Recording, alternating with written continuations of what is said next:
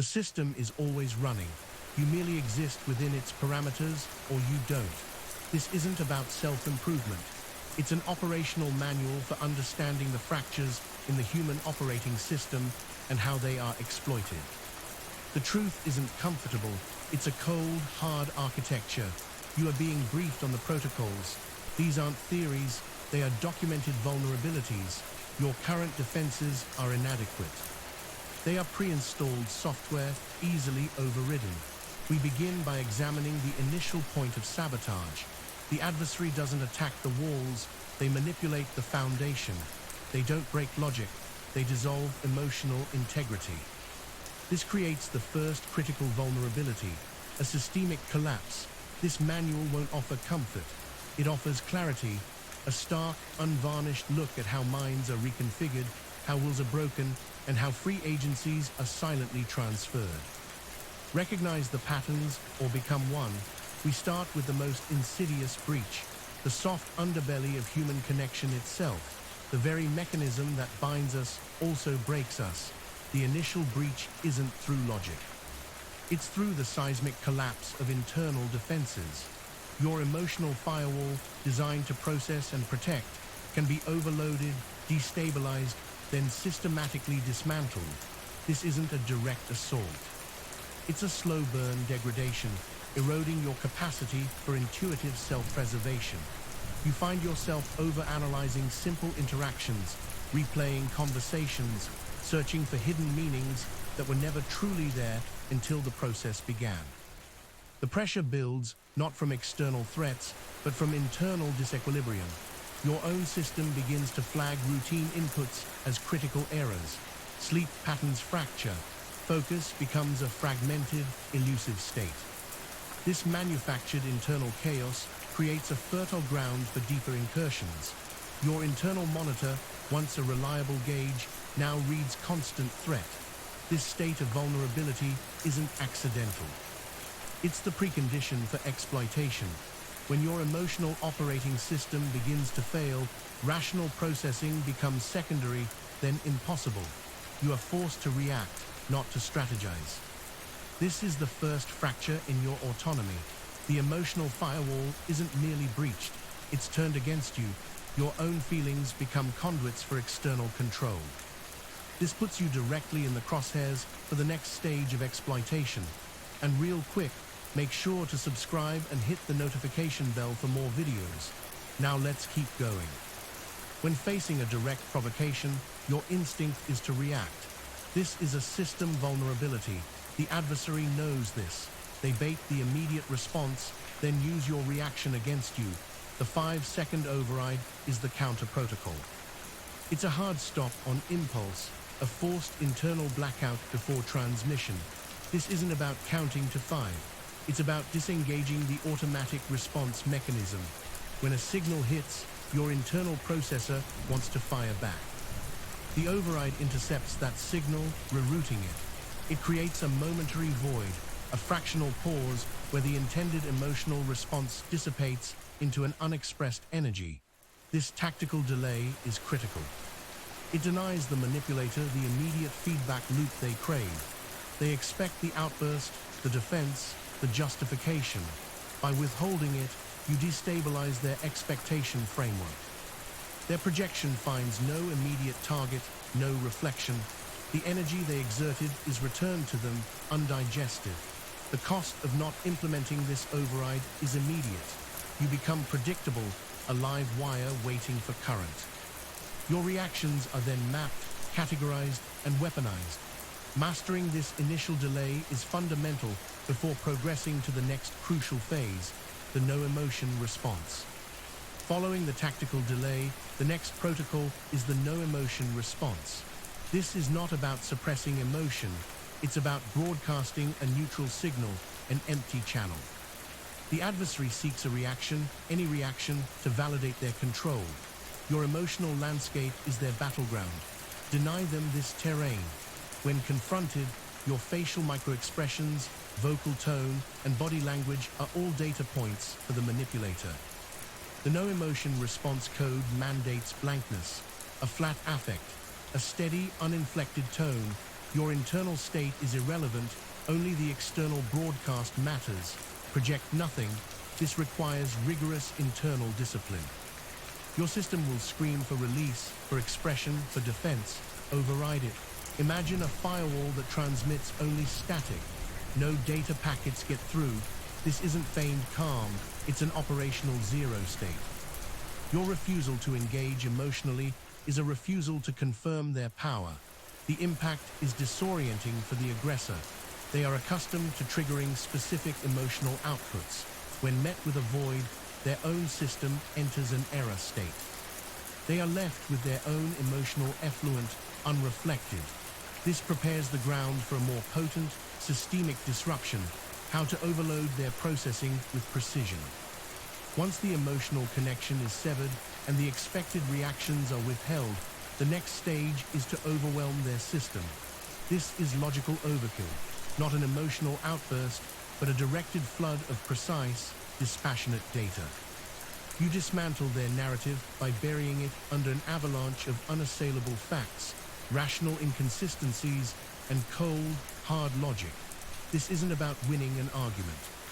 It's about establishing dominance through intellectual, not emotional superiority. Present information that is accurate, verifiable, and above all, relentless. Overwhelm their capacity to process, to deflect, or to counter. Every statement must be a meticulously crafted data packet, devoid of personal attachment. The objective is to force their system into a processing overload. They thrive on ambiguity, on emotional entanglement. When confronted with an unyielding wall of facts, presented with zero emotional investment, their manipulative tactics falter. They are forced to engage on a terrain they are ill-equipped to navigate. The danger, if performed incorrectly, is descent into emotional debate. Maintain the no-emotion response. The goal isn't conviction, it's systems collapse. This strategic inundation sets the stage for a critical protective measure. Next, we analyze the mirror collapse, where their own reflection becomes their undoing. The manipulator operates by mirroring.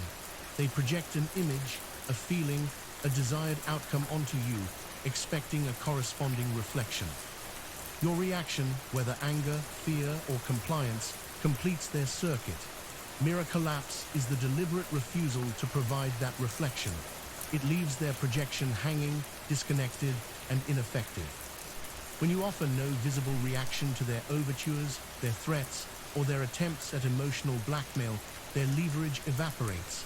Imagine a stage performer without an audience. Their act has no impact. Your blankness is their void. Your silence is their echo. This isn't just about outward composure. It's about an internal state of non-engagement. Your personal sovereignty remains uncompromised. Their attempts to elicit a response bounce off an invisible shield. Without your participation, their manipulative narrative cannot sustain itself. It collapses inward. This creates an internal system error for the aggressor. Their expected feedback loop is broken. They are left with only their own distorted image reflecting back at them. This profound internal disturbance leads directly to the critical protocol of blackout reframing. When a manipulator's chosen tactic fails to elicit the desired response, their system registers impact. This creates a moment of disequilibrium, a blackout. During this critical window, you engage in blackout reframing. This is not about defending or explaining. It is about redefining the interaction in a way that further disempowers them. You do not acknowledge their attack. Instead, you reframe their failing effort through an objective, almost clinical lens. That seems like an attempt to provoke a reaction, or your current line of questioning appears designed to elicit anger. You describe their behavior not as a personal affront, but as a failed strategic maneuver. This reframing denies them the emotional satisfaction of impact. It designates their action as an observable, quantifiable failure. You are not responding to the content of their attack. You are commenting on the mechanics of their failed tactic. This creates a psychological distance, placing you in a position of detached analysis. This shift in perspective is crucial. It pulls you out of their reality and anchors you firmly in your own. Their attempted strike becomes merely data, an observable phenomenon. This leads directly to the understanding of the next stage, how to systematically manage their escalating attempts through emotional blackout sequences. When their attempts at control are consistently met with mirror collapse and blackout reframing, the manipulator will escalate. Your system must be prepared for emotional blackout sequences. These are controlled, temporary disengagements from all emotional processing in response to increasingly volatile inputs. This isn't about avoiding confrontation. It's about strategically removing yourself from the emotional blast radius. When the aggressor ratchets up their intensity, recognize it as a signal for a complete internal shutdown of emotional receptors. Your external demeanor remains unchanged, calm, dispassionate. Internally, you are operating in a low-power mode, conserving energy, refusing to process their generated chaos. The goal is to render their emotional assaults impotent. Their anger, their guilt trips, their attempts to induce fear, all are met with the equivalent of a blank screen. Your system actively refuses to render their emotional payload. You observe, but you do not internalize. This sequence is designed to exhaust the manipulator's emotional resources. They are expending energy into a vacuum. The recurring failure to provoke a response will drain their drive. This leads directly to the manipulation's most revealing tells, their predictability as a weakness signal. Every manipulator operates from a finite playbook. Their tactics, while seemingly varied, are ultimately predictable. Once you consistently apply the tactical delay, no emotion response, and blackout sequences, their patterns emerge with stark clarity. This predictability is their weakness signal, broadcasting their limitations. They will repeat favored tactics, escalating the intensity rather than altering the approach. They expect that eventually sheer force of repetition will break your resolve. This is a critical vulnerability. By observing and cataloging their predictable escalations, you gain a strategic overview of their entire operational architecture. Their predictability informs your counter-strategy. You are no longer reacting, you are anticipating. You can preemptively deploy your protocols before they fully launch their assault. You become an algorithm, processing their inputs and generating the pre-programmed, detached response. This understanding of their patterned behavior transforms you from target to observer, from reactive to proactive. This awareness sets the stage for a critical move, the weaponized signal drop, where their own communication becomes their undoing. When a manipulator's communication becomes predictable, you can weaponize the signal drop. This is a deliberate, strategic reduction or withdrawal of your communication, not as punishment, but as a system-level disengagement. You are not ghosting, you are cutting off their supply line of attention and validation. This involves responding with extreme brevity, omitting expected pleasantries, or delaying responses beyond what is typical. You are not being rude. You are calibrating your output to the bare minimum required to maintain a functional but utterly disengaged interaction. This starves their need for your engagement. The goal is to deprive them of the emotional and energetic fuel they extract from your interaction. They thrive on the back and forth, the push and pull. By initiating a signal drop, you create an unfillable void in their interaction pattern. Their attempts to engage further are met with diminishing returns. This forced scarcity of communication creates a profound sense of powerlessness for the manipulator. They lose control over the communication channel itself. This intentional reduction sets the stage for the next phase of hardening your system, repetition drills for cold override. Sustaining these protocols requires rigorous internal programming. Repetition drills for cold override are essential for transforming tactical responses into automatic, reflexive safeguards. This isn't about intellectual understanding. It's about deeply embedding the counter-manipulation sequence into your neural pathways. Practice visualizing scenarios where you implement tactical delay, no emotion response, and mirror collapse. Rehearse the signal drop.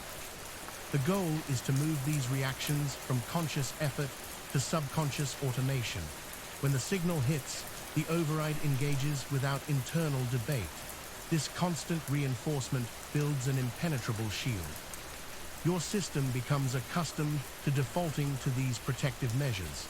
The manipulator's attempts to breach your defenses will be met with a standardized, automated, and emotionless counter-protocol. Your internal software is updated, debugged, and hardened.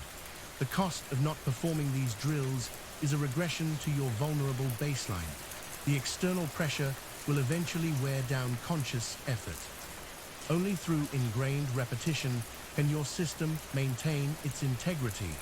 This leads us to the critical process of extracting their most potent weapon, strategic empathy extraction protocol.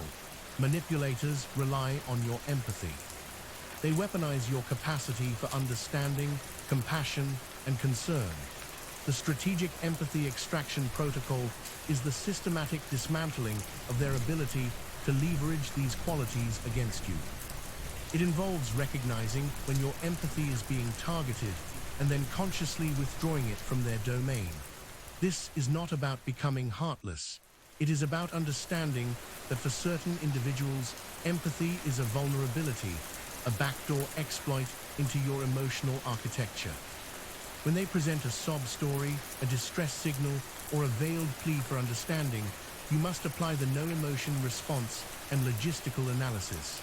Interrogate their narrative, not with kindness, but with cold, hard logic. What is the verifiable evidence for this claim? How does this situation directly align with previous patterns of behavior? Your empathy is a finite resource. Deny it to those who seek to weaponize it. This process severs their emotional tether to you. They can no longer target your heartstrings to achieve their objectives. This systematic detachment lays the groundwork for the ultimate deconstruction of their influence. Argument deconstruction with identity-free logic. Manipulators often embed their arguments with personal attacks, veiled threats, or attempts to undermine your identity. Argument deconstruction with identity-free logic is the process of stripping away these emotional layers, leaving only the bare structural components of their claims, then dispassionately dismantling them. You do not engage with the personal attacks. You filter them out as noise, focus solely on the propositional content of their statements. Is their logic sound? Are their premises factual? Are their conclusions supported by evidence?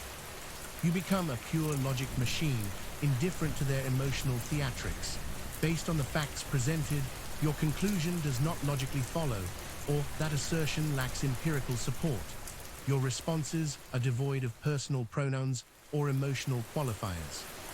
This divorces the argument from any personal identity, including your own. The debate becomes an abstract exercise in logic, rendering their emotional pressure points inert. This approach robs them of their preferred battleground. They thrive in the messy, emotional realm. By forcing them onto the sterile terrain of pure logic, you expose the inherent flaws in their structure. This surgical deconstruction brings us to a more radical internal shift. The internal hostility protocol. Once you've mastered external detachment, the internal hostility protocol turns the mirror inward. This isn't self-criticism, but a ruthless audit of your own internal vulnerabilities. Any lingering emotional attachments, any hidden desire for their approval, any fear of their displeasure, these are the final system weaknesses to be purged.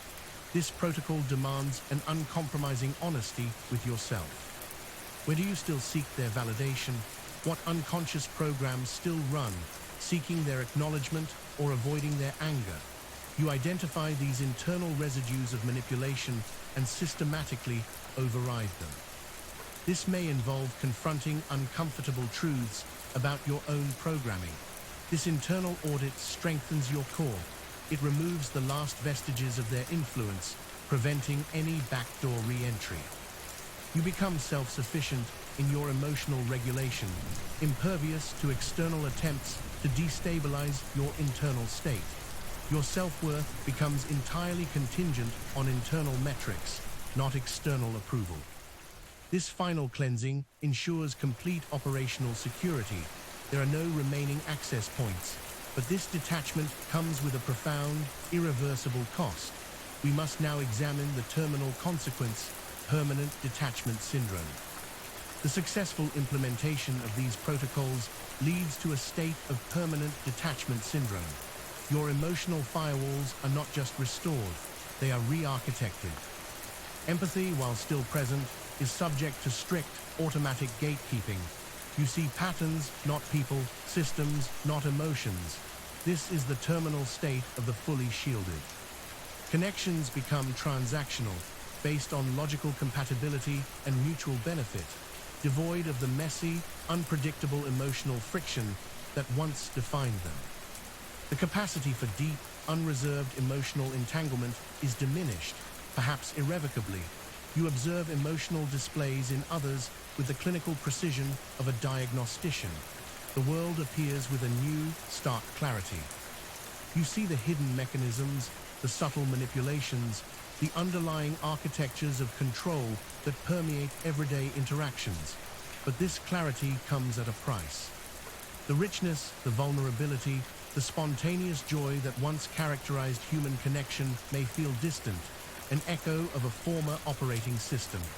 This isn't a cure, it's a transformation.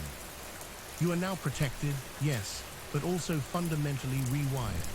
You have mastered the architecture of defense, but in doing so, have entered a state of irreversible psychological isolation. Your old self is a crashed program, and you are operating on a new, colder, more efficient code.